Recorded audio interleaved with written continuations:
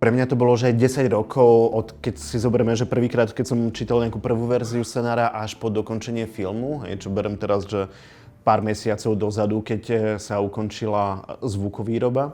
Prvé 3, 4, 5 rokov si myslím, že to bolo stále tak akože niekde veľmi tak v teoretickej rovine, že dostal som síce štipendium z AVF, vytvárali sa nejaké prvé výtvarné návrhy, animačné testy, ale až tak podľa mňa, že 4-5 rokov dozadu, keď do toho vstúpili už prví producenti do samotného projektu, vtedy to už začalo naberať na vážnosti, by som povedal.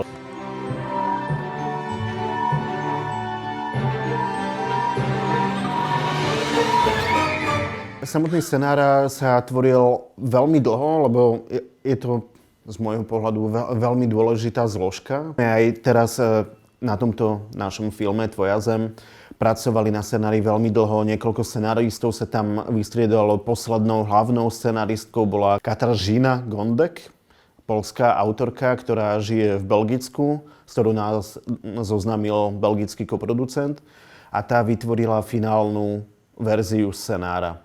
My main interest, if I'm supposed to write for somebody else, is what is the core of the story, what is necessary for us to have in that story. What is necessary for the director that's going to direct it, for the artists that are going to co-create it. So in that case, what I was shown before we started work was the characters, and there was something about the visuals and the Petržalka that I don't know, but I know from my childhood because I also lived in the blocks. The block I was born, I spent 16 years of my life, and it was 800 meters long. It basically was a block in which you could imagine it being a comic book itself. And it had this beautiful thing that the horrible time of communism had also. So I had, I had a bit of inspiration of living in the blocks and of escapism that children had while trying to find their own worlds in these bizarre times of new capitalism and of old communism chasing us from both sides. And then we had a very serious conversation because there was a couple of drafts of the script already made and they lacked something important. So we talked with Barbora and with Peter a lot, like what made them so connected to this film? What is the story underneath, the story behind?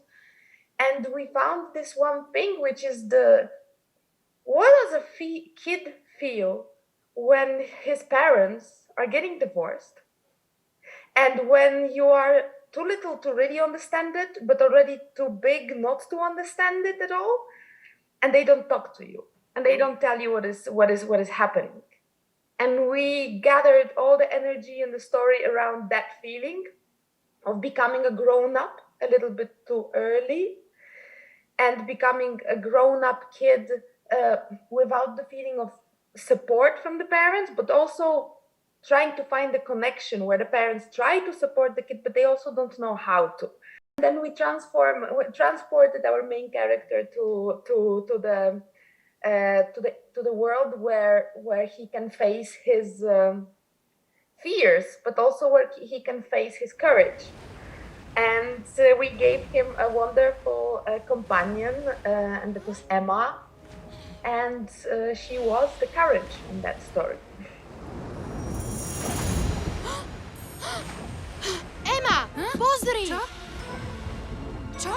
Podľa mňa divák by mal ísť do kina si pozrieť tento film kvôli tomu, že má zaujímavý príbeh z môjho pohľadu, prináša trocha iný pohľad na vyrozprávanie príbehu, ako to môže vidieť v tom mainstreame alebo v tom, čo je mu bežne servírované. Aj keď sme sa samozrejme všetci tvorcovia snažili neuletieť do nejakého úplne že umeleckého a artového nejakého akože projektu, že stále sme sa snažili a stále sme mysleli všetci na to, aby to bolo čo pre najväčšiu divácku základňu, aby si každý divák vedel nájsť v tom filme alebo v tom príbehu